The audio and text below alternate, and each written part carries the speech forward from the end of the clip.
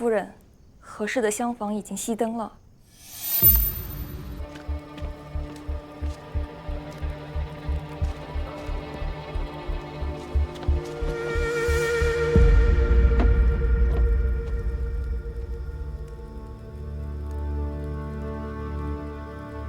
频频私用皇家玉品，乃杀头重罪。夫人一定要买吗？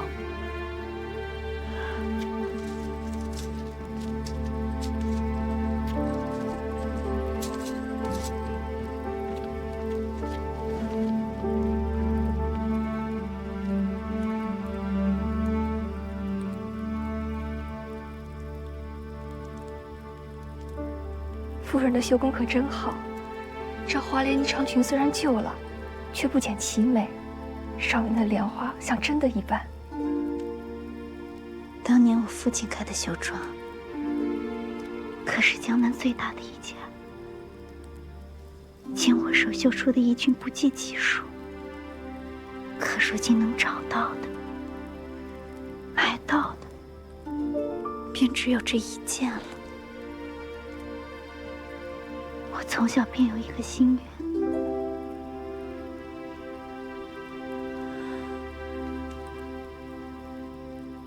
愿，有朝一日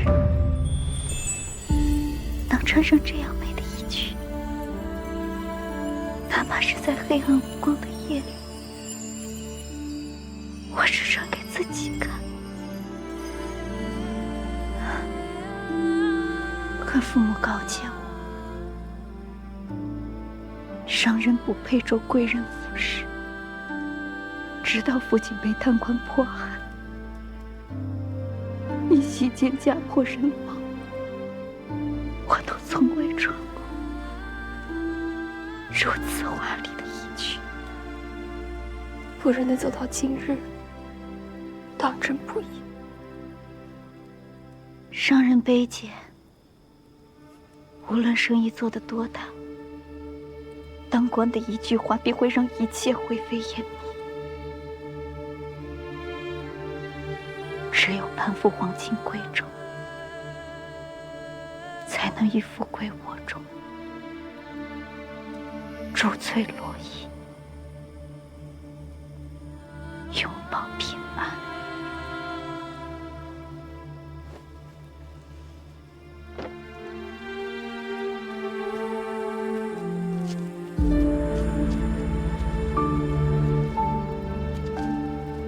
原来连州也是商户出身啊！你和他都经历了不少的磨难，却活成了完全不一样的样子。我们被家人呵护长大，可是他呢，家破人亡，一路以来的艰辛和苦楚，未必是我们可以懂的。想必连州在年少绝望时，并没有人给他选择的机会，让他可以用绣工为自己谋一条生路。贵人给了他一座锦绣牢笼，让他丰衣足食，高枕无忧。他自然以为，只有攀龙附凤，才能拥有安稳的人生。这么看来，可恨之人，确实都有可怜之处。这贵人穿旧了不用的衣裳，寻常百姓买了也是罪过。想必这些年，连州谨小慎微的算计度日也是怕了。就如同圣意，想要重新开始，又谈何容易？等他住得久一些，和我们越来越熟了，说不定慢慢就改变了。希望如此吧。今日之事，我们全当没有看到，不能让第三个人知晓。明白。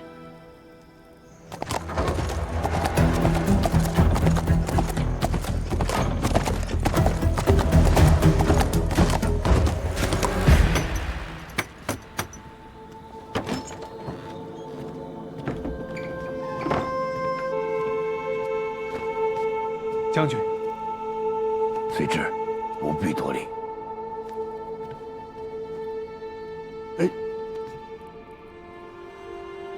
这一礼是圣人让我代他所行，晋大将军忠心持担，谢您这些年镇守河东。于某惶恐。请圣人放心，范阳节度使与宁王再交好，想过黄河，也要问问我们河东君允与不允。有将军在，圣人自然放心。这些年，圣人可好？只要山河无恙，圣人便一切皆安。来，将军请起。待时机成熟，圣人会传信河东，到时候请大将军携旨而来，助圣人定100年基业。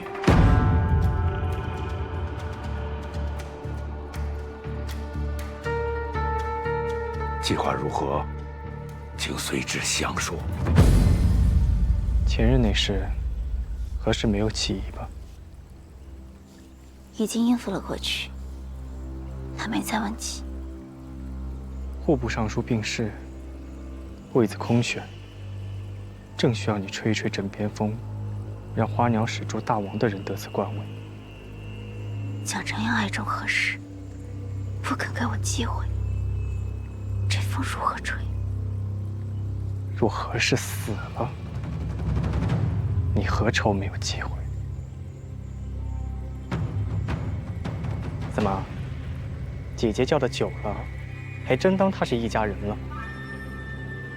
宁王府不养废物，更不允许任何人背叛。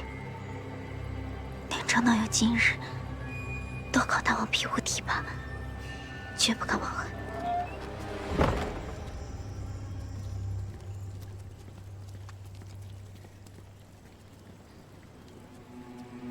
蒋承阳在乎何事？他若暴毙，必会彻查。若查到你，你可能自保；若查到我身上，又该如何同大王交代？只要何为放失了仇，便不会再碍我们的事儿。你若真的过他，又怎会有今日之困？之前我不明白，蒋承阳到底喜欢他什么。如今我看清了，何氏口齿伶俐，一张嘴便能哄得郎君欢心，而这张嘴用在经商上，亦能为郎君赚得金玉满堂。你是想毒哑他，绝了他的立身之本？待蒋郎恢复指挥得知，何氏自己染了病失了声，郎君伤心之时，妾自然要去安慰。连州定不负大王厚望。牡丹劝我的话，我都听进去了。我想同你去做生意。当真是这样想的？开元寺之行，我求了签，签文说我与蒋郎无缘。如今我也死心了，日后还请牡丹庇护，让我多些钱帛傍身，不至于老了孤苦无依。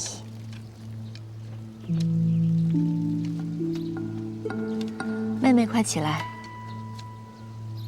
若你真的能够放下过往，那日后不必再担惊受怕，日子也会越过越好。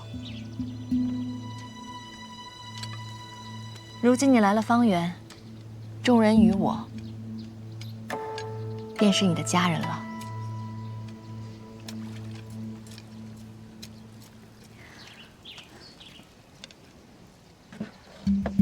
这对花盏是我送牡丹的拜师礼，还请牡丹不吝赐教。好，正好今日啊，我要试试新酒。连州颇有见识，一同尝尝吧。好啊，美酒配好盏，何不拿这个一试？这牡丹盏真是精美。来，连州，你怎么来了？我来请牡丹教我经商。来，这展上的花真好看，咱们方圆什么时候才买的？这是我送牡丹的，大福也用它来试试新酒吧。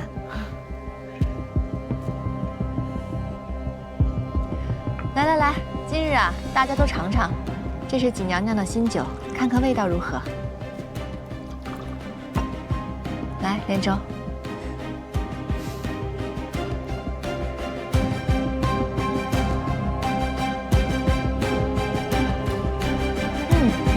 味道不错。如何？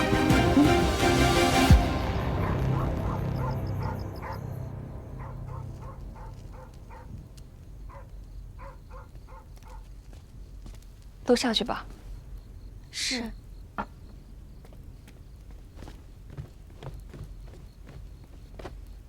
夫人，方圆开了门，灯火大亮，吕跟春已经赶过去了，想必何事已经毒发。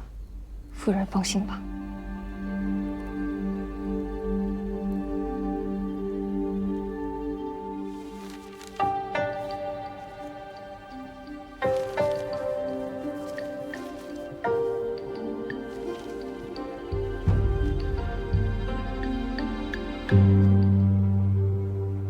牡丹姐姐，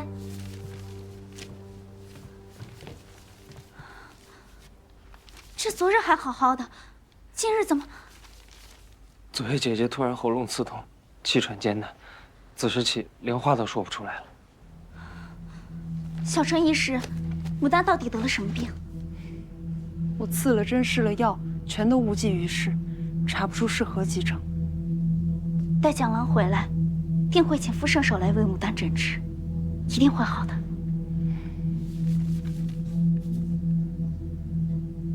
这喉痛，可要多喝些清热的。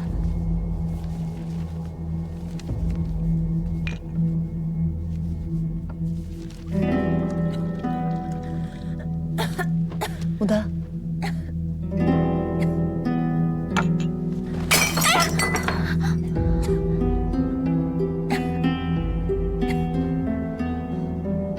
方才紧张，牡丹一时失了手，快将这些都丢了去，莫让牡丹看了心烦。是。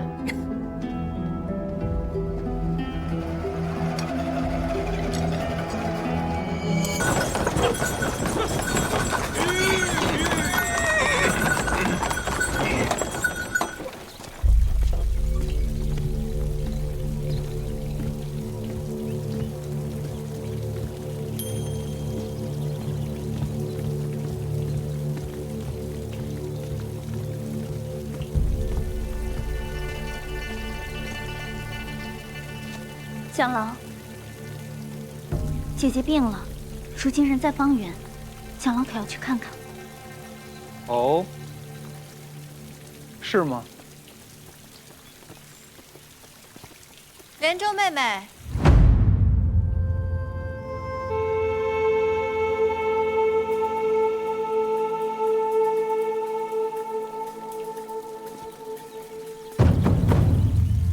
姐姐回府怎么也不告诉我一声，身子如何了？若有不适，莫要强撑了。身子，我身子一直很好啊，从来没有病过。妹妹这么匆匆赶来，是想与我喝盏茶吗？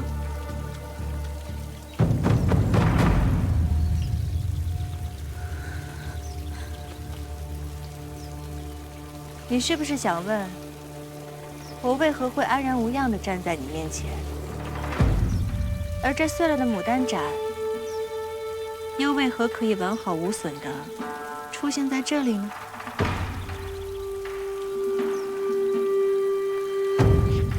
连州，你怎么来了？我来请牡丹教我经商。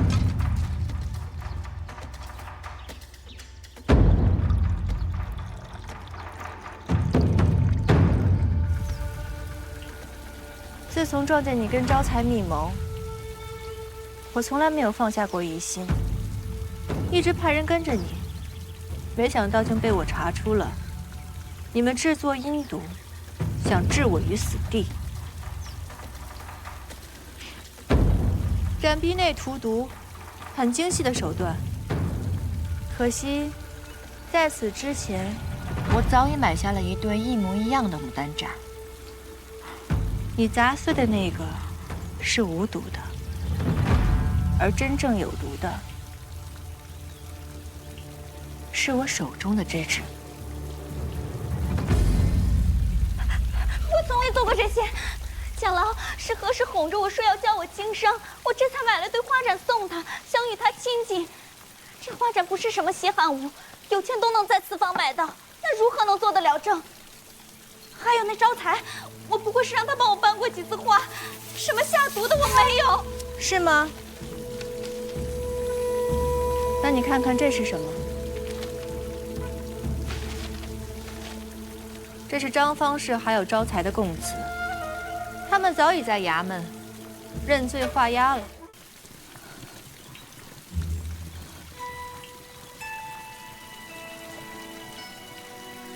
我查验了招财所买的阴毒，药量之大，足以取人性命。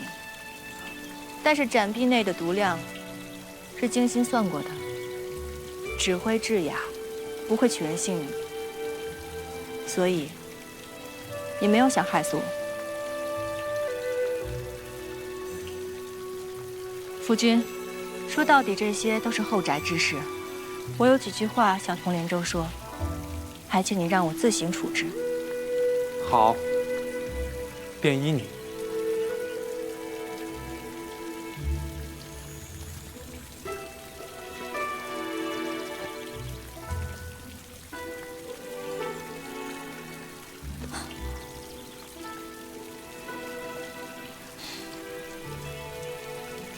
起来吧。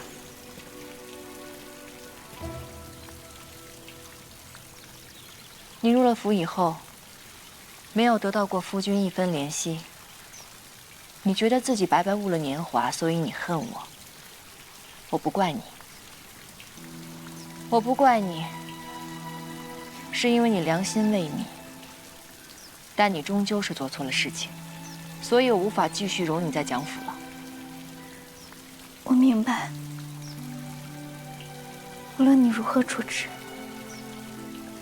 我都没有怨言。我之前同你说的都是真心话。我从未想与你争，更不想与你相残。我之前说的，自在的日子，或许你以前没得选，但是今日，我想给你一个选择。牡丹何意？要么明日，你被郎君退回宁王府，也许你还会被送给哪个王亲贵族。虽说是衣食无忧，但是8成，还是会被卷进无尽的内宅争斗当中，无法心安。要么，连州死在今日。从此以后，你更名换姓，远走高飞。我会助你去一处山清水秀之地，到那里，你可以凭借自己的手艺谋生，不再是任何人的附庸。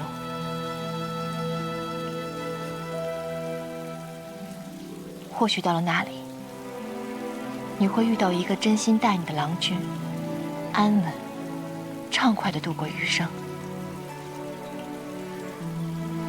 男女之情，强求不得。我也不想耽误了你。牡丹既让你选择，你但选无妨。